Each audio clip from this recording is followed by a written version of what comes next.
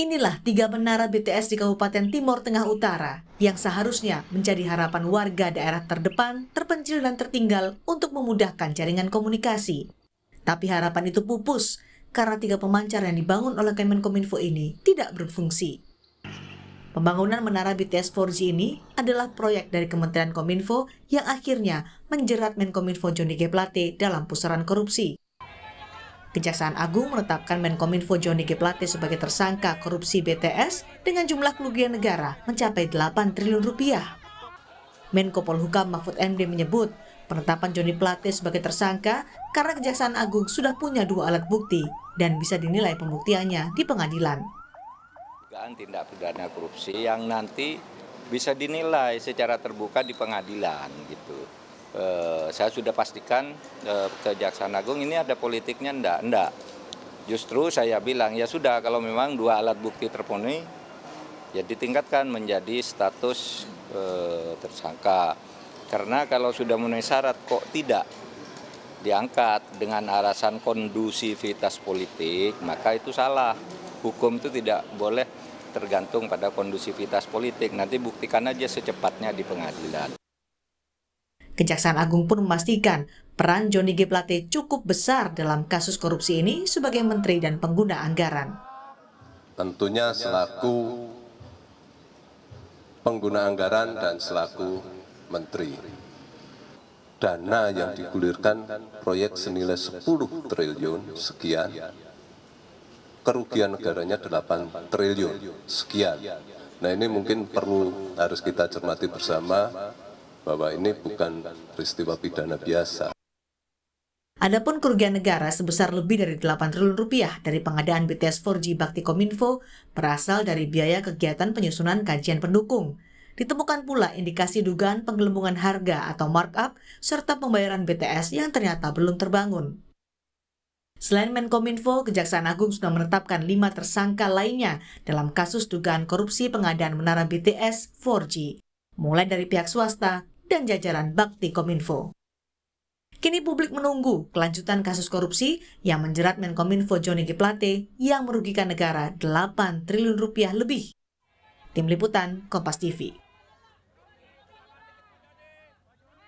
Sejauh mana aliran dana kasus korupsi yang menjerat Menkominfo Johnny G. Plate? Kita bahas bersama dengan pakar hukum tindak pidana pencucian uang dan Ketua Umum Masyarakat Hukum Pidana dan Kriminologi Indonesia, Yenti Garnasi. Sore Bu Yenti. Selamat sore, Mbak. Jadi Bu Yenti, 8T ini bisa diklaim bahwa kasus korupsi terbesar yang pernah ada? Iya, kok persentasenya besar sekali ya, karena dari 10T sekian, di korupsi 8T sekian, berarti kan 80% lebih.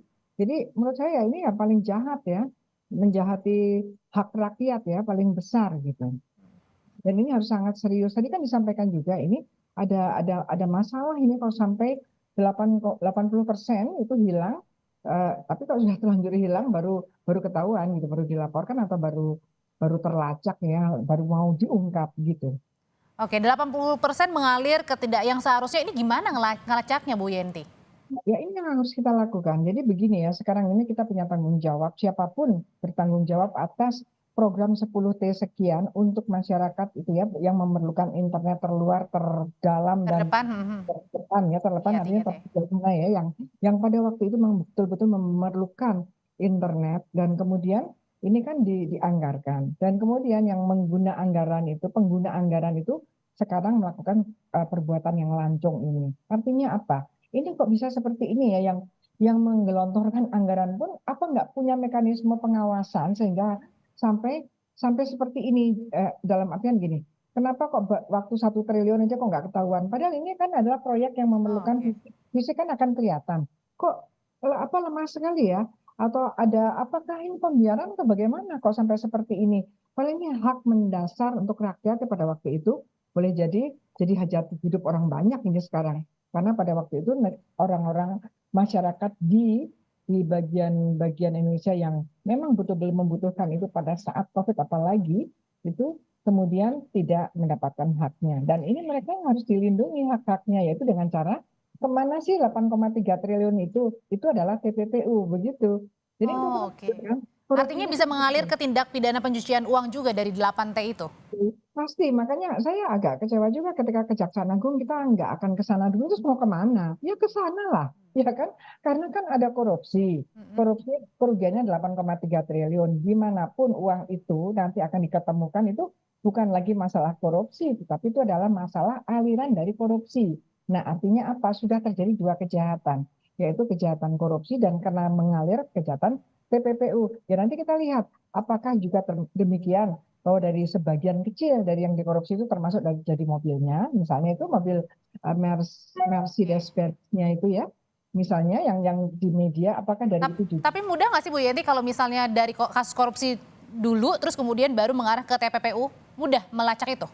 Itu sangat mudah, sangat mudah, sangat mudah ya, karena sudah ada kejahatan asalnya yaitu korupsi, dan kemudian kita tinggal orang-orangnya sudah ada, kemudian struktur anatomi kejahatannya sudah nampak oleh Kejaksaan Agung, orang-orangnya sudah disebutkan, tinggal kita lihat aliran dana. Kita minta bantuan kepada PPATK dan juga mungkin dari masing-masing juga punya LHKPN.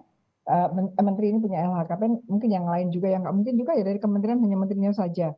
Direktorat yang tergabung, direktur yang bertanggung jawab terhadap itu juga siapa, irjennya bagaimana. Jadi saya pikir juga gini ya, setiap ada korupsi di kementerian, itu irjennya juga harus dilihat. Bagaimana sih pengawasan internalnya? Jadi karena negara kan sudah melalui keputusan ya dari presiden, kemudian karena kan tidak ada visi misi menteri, yang ada visi misi presiden. Tapi Artinya apa? Program presiden yang tidak jadi karena pembantunya. Bu Yanti, kalau dari 80% artinya kan hanya dinikmati 20% oleh warga 3T tadi ya, terdepan, terpencil, terluar juga. Ini sebelumnya tidak pernah terjadi, 80% dinikmati. Secara saya nggak pernah terjadi seperti itu deh. Tidak ada. Itu juga makanya kaget sekali kemarin kita mendengarkan apa 110T ya. Kemudian 8, oh dengar lagi dari 10T. Yuh, kok bisa gitu ya dari 10T. Dan ini harus dilihat nanti dievaluasi semuanya. Makanya saya mengapresiasi ketum Nasdemnya buka semuanya. Termasuk juga kalau ada dari partainya yang terlibat, alirannya ada, bukan. Nah ini adalah kesempatan bagi penegakan hukum di Indonesia, kesempatan karena tidak ada lagi penghalang-halangnya, tidak ada. Sekarang profesional aja semuanya. Kemana sih 8,3 T yang disebutkan di media? Itu besar sekali, itu kemana? Nggak mungkin menguap begitu saja, nggak mungkin itu gelontor cash, itu nggak mungkin. Artinya ini menepis bahwa penetapan Johnny G. Plate sebagai tersangka ada unsur politisnya. Oh, saya sih merasa enggak ya. Kalau berkaitan dengan bahwa ini menterinya dari partai politik, iya, ya kan? Karena apa? Ada 500 juta yang dari adik yang bersangkutan sudah dikembalikan, ya. Padahal pengembalian uang yang berkaitan dengan korupsi juga tidak meniadakan pemidanaan pada yang bersangkutan kalau nanti terbukti, ya. Jadi kasus korupsinya tetap jalan. Jadi enggak ada lah. Bukan ujuk-ujuk, udah agak lama kok, udah beberapa bulan yang lalu dan beberapa kali disebut menterinya hanya memang menterinya adalah bukan kader lagi ya, sekjen partai gitu ya. Ya. Di Indonesia kan seperti ini. Nah inilah kesempatan di sini para ketum-ketum partai ini bagaimana caranya untuk mengawasi kader-kader partainya yang apalagi yang sudah dipercaya dijadikan menteri atau harus betul-betul diawasi oleh partainya masing-masing dan untuk membantu pemerintahan kan presiden juga dengan alat yang ada pada presiden bagaimana presiden kepada kementerian itu pengawasan internalnya bagaimana? Kalau sekarang bukan pengawasan, bukan pencegahan. Ini sudah penindakan, artinya apa? Uangnya sudah hilang. Jadi saya juga ingin begini ya. Ini harus ada recovery aset. Harus ada harus ada pemulihan hak rakyat. Artinya apa? Apapun programnya ke depan, tetap program yang menjadi hak BTS bagi masyarakat 3T tadi harus disampaikan kepada rakyat. Karena itu sudah politiknya presiden pada waktu itu. Oke, pesannya tadi bukan hanya kasus korupsinya, tapi juga ditelisik TPPU-nya ya, tindakan pidana pencucian uang ya. Terima kasih. Nggak akan kembali. Baik, terima kasih pakar hukum tindak pidana pencucian uang dan Ketua Umum Masyarakat Hukum Pidana dan Kriminologi Indonesia, Yenti Garnasi. Saya selalu Bu Yenti.